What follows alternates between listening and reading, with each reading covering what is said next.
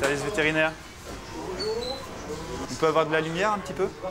Sans tarder, Emmanuel Quérault, l'un des agents des services vétérinaires, relève les premières infractions. Oui. Ok, vous pensez le resservir aujourd'hui? Je pense à mon avis, oui. Pourquoi? Il faut jour par jour le bouler? Bah oui, vous n'avez pas le droit de resservir des restes. Non, mais c'est pas... Et il faut protéger, il faut filmer. Vous avez des petits thermomètres dans vos frigos pour contrôler la température? Il y a un problème. Essayez d'en prendre un qui marche parce qu'il y a marqué -10. Je pense pas qu'il soit -10. À première vue, rien d'alarmant. C'est dans l'arrière-cuisine, au fond de la salle, que les infractions sont encore plus graves. Par exemple ça. Ça c'est quoi le... Alors, le donneur kebab est conforme, on a la facture, il provient d'un établissement agréé. Par contre, il est rangé, non protégé, avec des substances contaminantes, carton, emballage, etc. Et en plus, l'état du frigo n'est pas satisfaisant. Ça, c'est le frigo. Vous regardez, ça était bien, mais pas au frigo, les petits détails, ça. Désolé, monsieur. Ça, c'est désolé. C'est privé. C'est marqué privé, monsieur. Mais vous ne m'énervez pas. C'est marqué privé ici. Désolé, vous sortez. Vous sortez, monsieur. Manifestement, le patron du snack a quelque chose à cacher. Pour découvrir ce dont il s'agit, nous poursuivons le tournage en caméra cachée. 12 ans ou 10 ans dans l'établissement ici. Oui, mais le problème, c'est qu'il y a beaucoup de problèmes dans l'établissement, regardez. Le problème, c'est la viande hachée utilisée pour préparer les brochettes. Pour être autorisé à la vendre, le patron du snack a l'obligation de la hacher sur place, ce qui n'est manifestement pas le cas. Vous avez un hachoir à viande? Voilà. Ah, non, vous l'achetez haché, monsieur. Non, je le dis, monsieur, le La viande Oui, hachée, vous l'achetez non. haché. Oui, je vous dis 2 fois. Et voilà, je La viande hachée à l'avant, c'est interdit. Vous êtes dans le... ça, c'est dans le... Ce n'est pas dramatique, mais c'est interdit. La viande hachée est un produit qui se dégrade rapidement. Vous devriez... Pourtant, dans le quartier, plusieurs bouchers la vendent illégalement, sans s'inquiéter du risque sanitaire. Un ticket de caisse, quelque chose? le reste de la viande, c'est presque... La facture de la viande conduit les enquêteurs à 2 pas dans l'une de ces boucheries.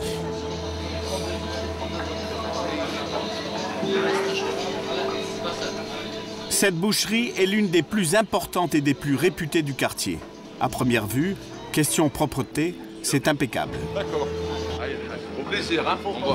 Ça va, je passerai à l'hôtel. Les agents des services vétérinaires veulent cependant s'assurer que les coulisses sont aussi rutilantes que le magasin. Et manifestement, c'est loin d'être le cas. Ah ouais, vous avez des gros problèmes de moisissure là. On va tout rechanger. Vous n'avez pas pu réagir avant? Si. La chambre froide est en très mauvais état.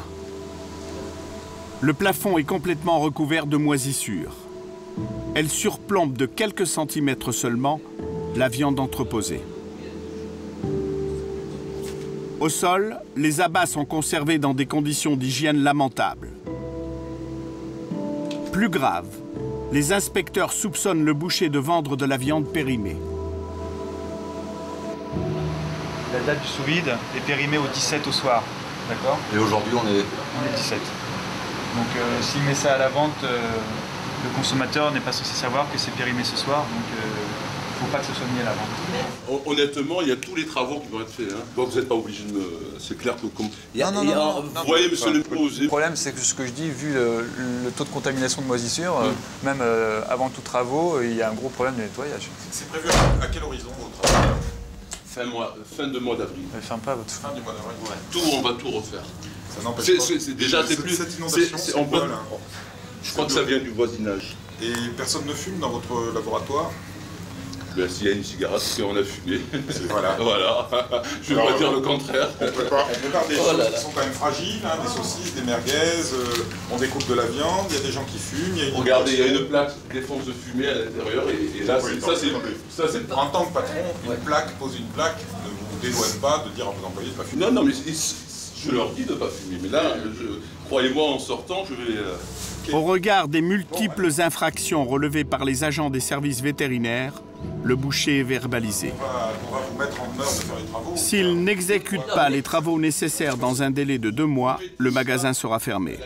Mais la question que se posent les inspecteurs est la suivante. A-t-il vendu illégalement de la viande hachée au snack qu'ils viennent de contrôler? 2 kilos dans un papier, donc il est venu ici, il a acheté de la viande hachée. On fait hacher la viande une fois. Donc Une boucherie sans viande hachée, c'est pas une boucherie.